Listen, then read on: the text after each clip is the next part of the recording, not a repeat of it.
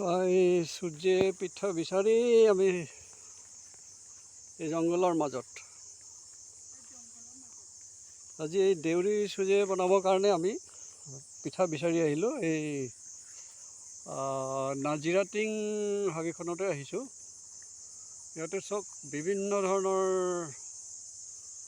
গছ গছনি, সৰু সৰু গছ, দৰৱৰ গছ, চুজে পিঠাৰ গছ আমি এটা এটাকৈ বিচাৰি আছোঁ। এয়া চব কিছুমান পালোঁ, বেগত ভৰাই লৈছোঁ আৰু এতিয়াও বাকী আছে তুলিবলৈ। আমি এটা টিম আহিছোঁ চুজি পিঠা বিচাৰি। তো ইয়াত কমচে কম আমাৰ দেউৰী জিভাচয়া চুজি বনাবলৈ হ'লে প্ৰায় 100ৰ ওপৰত দৰৱ দৰকাৰ হয়। গতিকে লগত ময়ো আহিছোঁ, যাতে কিছুমান দৰৱ চিনাক্তি কৰি দিব লাগিব হ'ব পাৰে, আৰু ময়ো কিছুমান দৰৱ চিনি পাওঁ, যেনেকৈ কুৰকুৰি পাত। এয়া চব কুৰকুৰি পাত,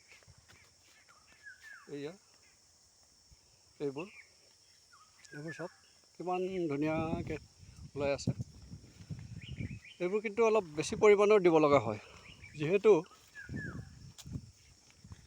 এই কিছুমান চুজে যে অলপ খুব জলঙা, মানে নিজনি ধৰণ যে হয়, এই দৰৱটোৱে প্ৰায় নিজনি কৰে।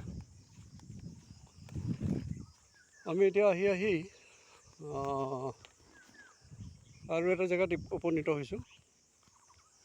ইয়াত এই ধুনীয়া এটা বিল, য'ত মাছ তাছ ধৰিব পৰা যায় এই চব, আৰু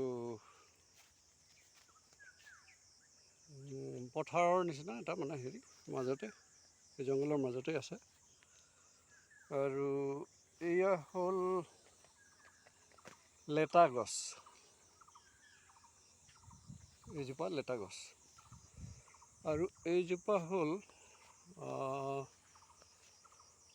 কি কয় এইটো, মানে এয়াও এজোপা দৰৱৰ গছে হয়। এইজোপা এই লেটা গছ, এইজোপা হ'ল সেই একেই যিজোপা মই কৈ আছিলোঁ। এই গোটেই দৰৱৰ গছ চব ইমান ধুনীয়া ধুনীয়া হেৰি আছে, কিন্তু বিচাৰিব জানিলেহে। বিচাৰিব নাজানিলে এয়া দৰৱ নে কি কোনেওতো ক'ব নোৱাৰে। গতিকে আমি চব এইবিলাক এই লেটা গছ আৰু এই দৰৱজোপাৰ নামটো মই পাহৰিছোঁ। ঠিক এই ৰঙা ৰঙা পকা পকা কিছুমান গুটি লাগে, চক পকা। এই গুটিবোৰ খাব পাৰি, খাবলৈ মিঠা। এই চক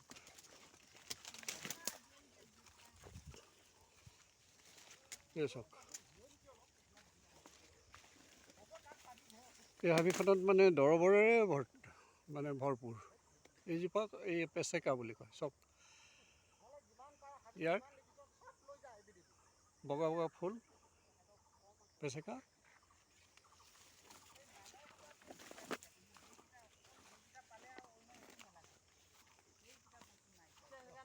এই আহি আমি এই নদীখন পালোহি। এই নদীখনৰ নাম কি? হে, নাজিৰাটিঙৰ নদী। সেই মানে ডুমডুমা নদী বুলিয়ে কয়। ইয়াত এয়া চাওক, আমাৰ টিমটো এতিয়া এই মুখ্য জংঘলৰ পৰা ওলাই আহিলোঁ। এতিয়া আমি ইয়াত অলপ মাছ ধৰাৰ ব্যৱস্থা কৰিম এই নদীখনত। ইয়াতো বিভিন্ন ধৰণৰ মাছ, কুচিয়া, আৰু কাঁচিতৰা মাছ কালি এজনে মোক ক'লে যে প্ৰায় 10 কেজিৰ ওপৰত পোৱা গৈছিলে বোলে। আৰু মাছটোৰ মানুহৰ নিচিনা কাণ আছে।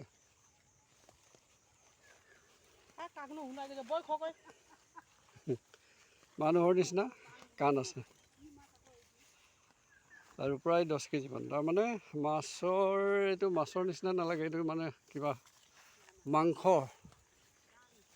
মাংসৰ নিচিনাই মানে হেৰি হয়। তাকে আমাৰ ভইচটো এতিয়ালৈকে শেষ হোৱা নাই। আমি এই আৰু অলপ আগত গৈ এই মাছ ধৰাৰ ব্যৱস্থা কৰিম। চাওক, এই নদীখন বৈ আহিছে ইফালৰ পৰা, এই আগৰ পৰা মানে এই কিনাৰে কিছুমান বৰশী বোৱা মানুহ পোৱা যায়। সিহঁতি বৰালি, তাৰপিছত মিৰিকাও প্ৰায় বোলে 8 কেজি 9 কেজিৰ ওজনৰ মিৰিকা এই নদীতে পোৱা যায়। গতিকে আমি এতিয়া সূৰ্যৰ দৰৱ উঠাই এতিয়া আমি এই মাছ বিচাৰিব লাগিব। মাছ, আচ্ছা, ইয়াত কি মাছ পায়? হে, মাছৰ নাম ক'বলৈ হ'লে মানে ভয় কৰে নেকি?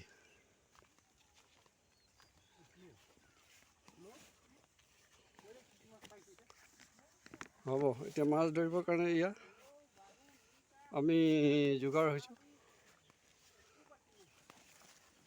বাহু, মিৰিকা, শাল, শোল সকলো বিধৰ মাছ পোৱা যায় বোলে। এতিয়া আমি ভাবিছোঁ যে এইখিনিতেই জাল পাতি ঠিক আধা ঘণ্টা 1 ঘণ্টাৰ ভিতৰতে আমি 10-12 কেজিমান মাছ লৈ যাম। চাওক, এতিয়া আমি মাছ ধৰাৰ ব্যৱস্থা কৰিম। আমি এইখিনিতেই মাছবোৰ ধৰিম। চাওঁ,